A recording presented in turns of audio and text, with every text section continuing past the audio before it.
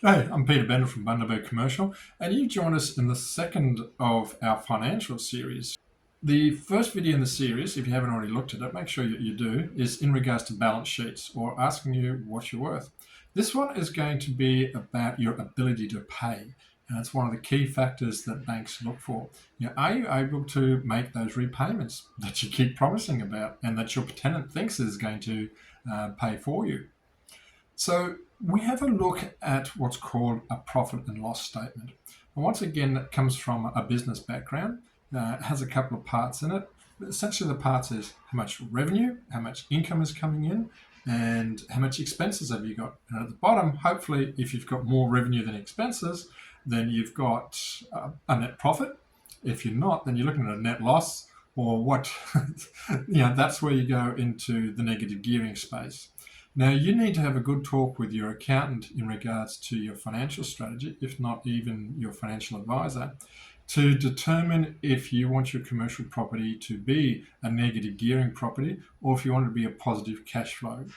Now, this is probably a good time for me to put in that legal disclaimer. It doesn't bother me what you do. It's a fact that you need to get some professional advice in those spaces. My space is commercial property. So make sure you check with your banks, check with your lawyers, check with your accountants, check with your mother. That doesn't really matter, but recognize that I'm not here to give you financial advice. I'm just here to help you get that commercial property in 70 days. Now, why is it so important for a bank to recognise how you're going to pay? I mean, if you've got a mortgage that's $1,000 a month and your tenant is going to pay you $1,200 a month, surely that should be enough for the bank to say, yeah, I'll give you a loan. And we'd like to think that's the case. And it's amazing the amount of times I talk with people who are buying commercial properties and I say, and how are you going to pay for this? Are you going to pay for cash or are you going to, need bank finance of some sort? Now, if you're a cash buyer, don't switch off suddenly because this video is still important for you because it may be better for you to hold on to your cash and use some loans to buy your commercial property from a financial point of view. So once again, that's a good point for you to go and talk to your accountant about. Some nationalities, are very much buy cash only. So, that may be a simple question for you. Others are changing. I've seen some cultures who have always been cash only now changing into looking at negative gearing and using finance to get their assets. It should be interesting. It's quite a culture shock, literally, for the parents of some of my buyers who are slightly younger and doing different things. But at the end of the day, it's really comes down to your own financial situation and what you can do. So, how do we work out the aspect of, are you able to pay it? And as I mentioned, I get people ring up and I say, oh, hadn't even thought about, oh, I'm going to get finance. So, oh, okay. Have you spoken to your bank? They sort of quiet and they go, no. We've got equity and we'll have plenty of money. And I always tell them, look, let's just not embarrass ourselves. Go and just make a phone call, a 5-minute phone call, talk to your bank, say, look, this is what I want to do. Am I decent for getting finance? Even give me an idea what sort of budget to run with.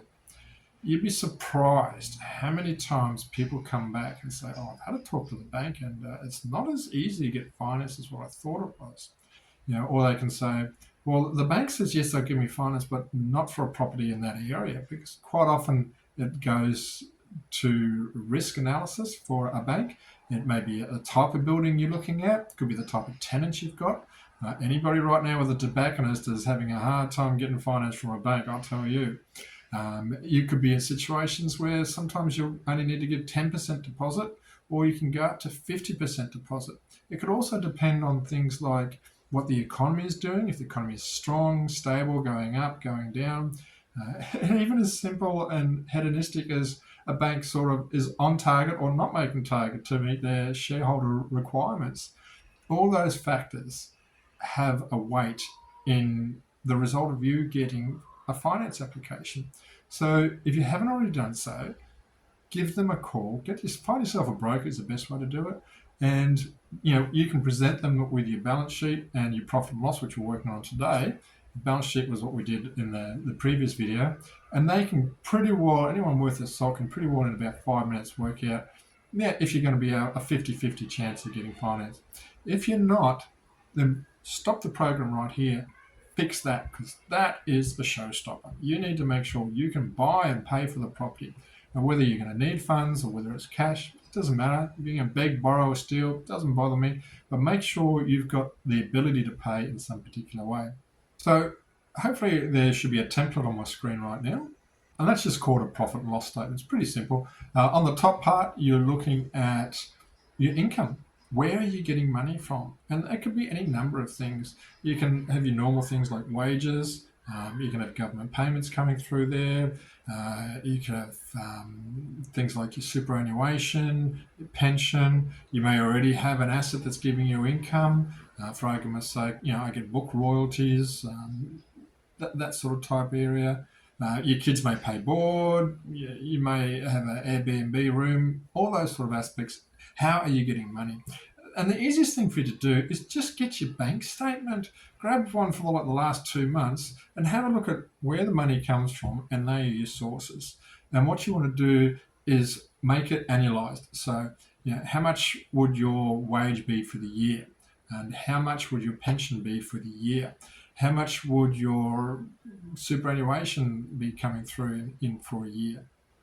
Add all that up, and like mentioned in the last video, if you're going to apply for bank for two of you or a family, then you probably want to do a profit and loss for each individual, and maybe a collective one at the end, so that the bank knows who it is that's got 80% of the income coming in, and how much the family would have, as an argument's sake. Right, so that's the good fun part. That's the stuff that's coming in. And the surprising stuff is how much is going out. Now, once again, it's probably pretty easy nowadays. Just get your bank statement, because there's a lot of direct debits. So like your Netflix and your internet and your mobile phone and your Foxtel and whatever you have got going through there. You may have your car loan payments. You may have your rent or your mortgage. You may have payments for HECS. Tax debt is another thing that comes through. All sorts of things that you're paying for. Have a look on your bank statements, put them in categories, and put them into the expenses column. So what you've now got is how much you've got coming in and how much you've got going out. Work them out, see what you've got at the bottom. Hopefully you've got a positive figure, which means you are making more than you are spending. That puts you in a position where you can be looking at investments. If you are normal, perhaps is the way to look at it, or average, depending on how you want to look at the financial situation of most Australians, if not most people around the world, you're probably spending a little bit more than you're actually making. So now's a good time to sit down and say, all right, do I need these things? What can I cut back on? Because you need to go to the bank with some sound financials. And you'd rather be making the changes you want to do now before you go to the bank, rather than afterwards. So why is a bank concerned even with the fact that you've got a profit and loss, and that you've got money coming in the bank? Well, if you're a commercial investor, and I'll take a scenario. It wasn't one of my clients. It's a purchase that I really wasn't comfortable with, but it had nothing to do with me, just one that I saw. So a person had bought a particular property and had a tenant in there, and the tenant had actually paid for 3 years in advance. That's great. It was what we call a lease back. So the owner of the building was also the tenant. So he sold the building and he took a 3-year lease, paid it up front. That's great. The problem was, when the 3rd year was up, he retired, packed up his stuff, cleaned out the building, left. 2.5 years later, they still hadn't had a new tenant in there. And that is why it's important to do your profit and loss, because the bank still wants to get that payment every month. And if you haven't got positive cash flow in your personal situation, how are you going to cover that? Way too big to suddenly get yourself a credit card to cover that. You need to make sure you've got a plan B in place, and that's what the bank thinks. So the bank's actually got your interests at heart. It just happens to be that it's their interests at heart, and you're both on the same side. Let's not get too carried away. But they want to make sure that you're still able to pay the mortgage of the building, if you get a new tenant or don't get a new tenant, or if, like when we had COVID, and there's all sorts of stress and strain on landlords and tenants, and a lot of people weren't able to pay their mortgages, but the banks were sort of like saying, "No, we'll try and join the company, but at the end, you've still got to pay back your money." So that is why it's important to work out what you've got in regards to net income each month, to be sure that you've got robustness and resilience and some reserves to work out. Reserves is a good phrase. A rule of thumb is you want to have at least 3 months worth of cash that will cover all your expenses as a household. When you got that, that gives you, it's not an iron-proof guarantee, but that's a good load, because if something happens, like you lose your job or get injured or sick, it's usually within that 3 month period that you're back on your feet. If you're in your halfway through, at least you've still got time to make some changes. You might have to sell some shares or something, or get rid of some debt that you've got, so that you've got less expenses coming each month. But for 3 months is enough for you to work with, and that's the plan that they look at. Now, life isn't about rocket science. I'm pretty consistent. You know what your homework's going to be today. Your homework is to get your profit and loss statement or your income and expenses statement sorted out, annualized, so that you know at the end of a year, be it a financial year or a calendar year. Financial years usually have people working, but you can work either way. But you need to be fairly confident to be able to forecast how much cash is coming in your family and how much you will have left at the end of 12 months, because that is a key factor on how much money you should go and buy, or should go and use to buy your commercial property. If you've got 10 grand net at the end of the year, then you don't really want to be going and getting yourself $1 million property where you're going to have to pay maybe $50,000, $60,000 a year, because if something's wrong, that 10 grand you've got, it ain't going to last long at all.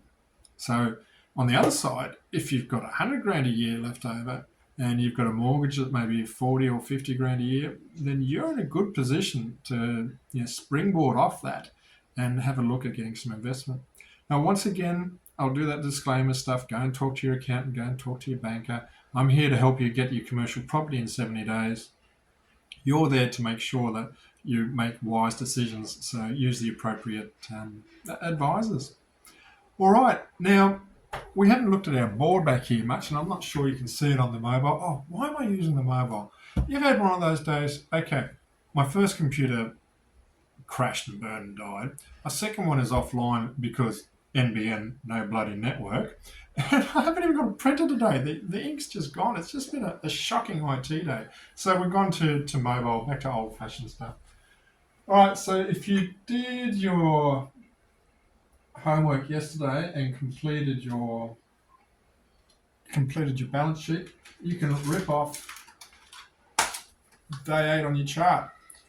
If you don't know what this chart is, that means you cheated and you tried to bypass week 1.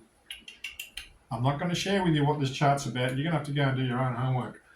Okay, and when you've finished your balance sheet today, not before, but when you've done your balance sheet, pull off number 9. Whoa, bit of picture coming through there. Okay, so we're just rocking and rolling in helping you buy your first commercial property in 70 days. And we've now got you in a position where you can have a serious think about having that first phone call with your banker to see how much money they can give you, and if you're worth having the phone call answered at all. All right, this is Peter Bender from Bundaberg Commercial.